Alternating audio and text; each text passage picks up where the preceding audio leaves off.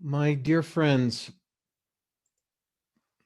every year when we read the story of the Akedah, the binding of Isaac, I'm struck by the power of the narrative. No word is wasted. Every nuance, every action, every moment is carefully choreographed to heighten the drama, the emotion, the energy, and the terror of the events being described. Once again, we heard chanted so beautifully and read so beautifully the story of God's asking Abraham to sacrifice his son Isaac. And in our text, father and son walk together to an unknown destination. Abraham leads Isaac to the altar, ties him up, and prepares to slaughter him according to God's command. And at the very last minute, God stops Abraham, and a ram, which happened to be caught in a nearby thicket, was offered up in Isaac's place. Now, on a literal level, the text teaches us that the binding of Isaac is a test of Abraham's faith. God needs to know if Abraham and his descendants will be able to fulfill their part in the covenantal relationship. And yet, we must ask, what kind of God would ask a parent to sacrifice a child as a test? And so each year, I tried to find another perspective to help me to come to grips with the Akedah. And this year I had no trouble. This year, the answer came to me quite clearly in the sounds of people marching through the streets of almost every city in our nation. And these marches and protests took place following the deaths of several Black Americans: George Floyd, Breonna Taylor, Ahmaud Arbery, and Elijah McClain, just to name a small few. I want to share with you this morning a beautiful poem composed by the Israeli poet Chaim Guri. It's called Yerusha, or Heritage. And the poem reads, "The ram came last of all, and Abraham did not know that it came to answer the boy's question, first of his strength when his day was on the wane. The old man raised his head, seeing that it was no dream and that the angel stood there. The knife slipped from his hands. The boy, released from his bonds, saw his father's back. Isaac, as the story goes, was not sacrificed. He lived for many years, saw what pleasure had to offer until his eyesight dimmed. But he bequeathed that hour to his offspring. They are born with a knife in their hearts." Now, Guri's final stanza, "They are born with a knife in their hearts," would suggest that Isaac's bequest to his offspring is the memory of the violence that shaped his childhood. Now, Guri wrote this poem in the aftermath of the Shoah, the Holocaust. The wound of which he speaks is etched into our consciousness as Jews. Indeed, many studies have demonstrated the intergenerational trauma experienced by children and even grandchildren of Holocaust survivors. Last year, at our Slichot services before Rosh HaShanah, my colleague Rabbi Tirza Firestone shared her research and writing on the topic of intergenerational trauma and the Shoah, and I must confess, I was deeply moved by her words.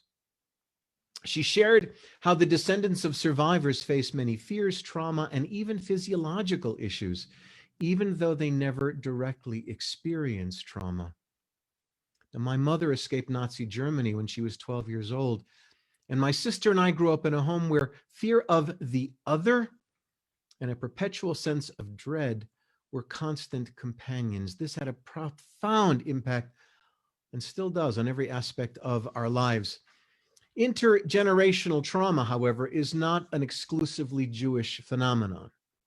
There is ample evidence in American history of those who were victimized, brutalized, and dehumanized, and who bear scars to this very day. The legacies of slavery, Jim Crow, racial segregation, and white privilege have been passed down from generation to generation. They live on in the many hidden and not so hidden barriers, policies, and the daily practice of American life. As such, The murders of George Floyd, Breonna Taylor, Elijah McClain, and so many others did not cause the protests of this past summer. And the slogan Black Lives Matter did not suddenly emerge as a provocative call to radical revolution, but rather all these events and ideas were formed and forged in a crucible of history that reached the boiling point that had been set in motion for generations. And add to this the tensions created by the realization that the danger, infection, and mortality rates of COVID-19 were highest in communities of color and those on the bottom of the economic ladder. And it is clear that the explosion of anger, frustration, and fear we witnessed was both understandable and inevitable. Now, last year, I also spoke about racial justice during the High Holy Days. And in the months that followed, we convened a series of conversations at Temple that resulted in a dedicated group of learners who gathered to explore issues of race and injustice. And these were very difficult conversations. No one wants to acknowledge that they may somehow have contributed to or benefited from a system that was built to promote white supremacy and privilege. But the evidence, my friends, is overwhelming. The African-American academic and author Roxane Gay wrote the following this past May in the New York Times. Some white people fret over the destruction of property and want everyone to just get along. They struggle to understand why Black people are rioting, but offer no alternatives about what a people should do about a lifetime of rage, disempowerment, and injustice. The rest of the world yearns to get back to normal. For Black people, normal is the very thing from which we yearn to be free. Now, as Jews, I believe that our response to these events, the marches, demonstrations, calls for radical reform and self-reflection, are as much a test as that of the binding of Isaac. And if we ignore the clarion calls for understanding, for justice and equity that have emerged from the streets of our cities, then we have failed our test. If we focus only on the destruction and chaos caused by extremists with vested interest in disrupting and obfuscating messages of pain and trauma, then we have failed our test. And at the same time, if we do not condemn the demonization and random violence directed against law enforcement, then we have failed our test. If we only hear the scattered voices of anti-Semitism and anti-Zionism that a small number of organizers of the Black Lives Matter movement have spoken, and do not hear the condemnation of these individuals and ideas from within the movement, or even worse, allow these few outliers to provide us with a reason to disregard the entire movement, then we have failed our test. And if we allow ourselves to stand silently while our neighbors, our family members, our fellow congregants, friends, and colleagues bleed, then not only have we failed our test, but we have forsaken the sacred prophetic cry that our faith, our history, and our Torah have bequeathed to us. Elie Wiesel, of blessed memory, in his 1986 acceptance speech from the Nobel Prize, said the following: "Sometimes we must interfere. When human lives are endangered, when human dignity is in jeopardy, national borders and sensitivities become irrelevant.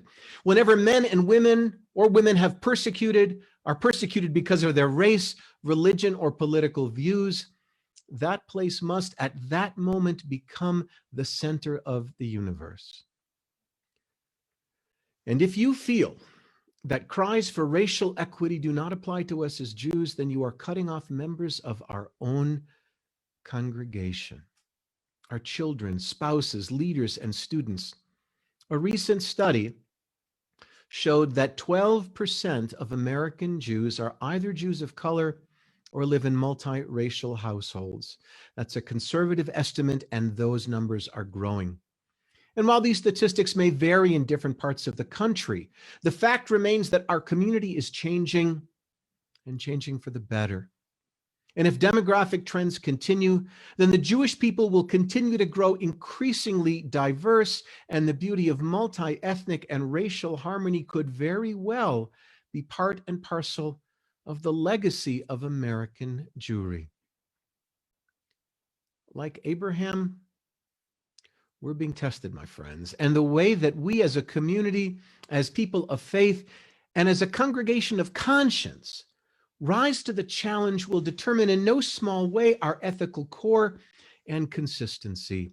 We who have inherited a prophetic legacy of social justice cannot remain silent, passive, or oblivious to the reality of racism in our community and our national history.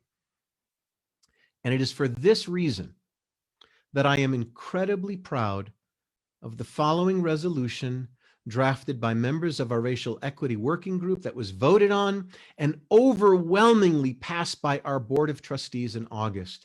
It reads in part, Temple Emanuel strives to create a Kehillah Kedoshah, a holy community for all past and present and future members. We believe that Black Lives Matter. As such, we unequivocally condemn expressions of bigotry, intolerance, violence, and white supremacy. We firmly stand alongside our friends and colleagues of color as we struggle together toward equity and righteousness. We believe that it is not enough to merely condemn these societal ills, but we must actively become anti-racist by addressing and working to change them. Temple Emanuel and the Reformed Jewish community have a long and proud history of partnership, activism, and solidarity with movements for social justice and civil rights in our country. But there is still a great deal of work to be done to achieve racial equality. And as a result, we are firmly and fully dedicated to becoming an anti-racist congregation. To become an anti-racist congregation, we will initially look inward and focus on the following: providing ongoing educational content and opportunities for self-reflection on issues of racial justice for our clergy, staff, lay leadership, and membership, and implementing an institutional assessment to measure where we are organizationally in terms of diversity, inclusivity, and equity.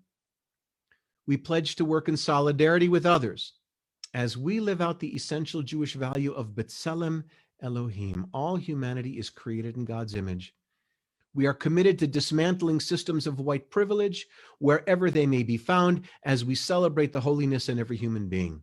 At Temple Emanuel, the time is now for our voices to rise together so that we can live out the biblical injunction, justice, justice shall you pursue.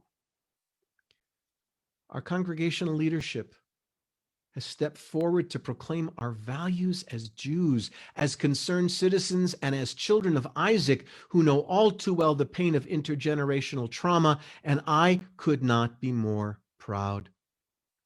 And I'm also very excited to announce that the Rose Community Foundation will be partnering with us at Temple Emanuel. They have provided us with a substantial grant that will support and enable us to begin the work of becoming an anti-racist congregation and supporting our agenda. We received the following letter this past week, a portion of which reads, the Rose Community Foundation is proud to provide seed funding to support Temple Emanuel's commitment to becoming an anti-racist congregation.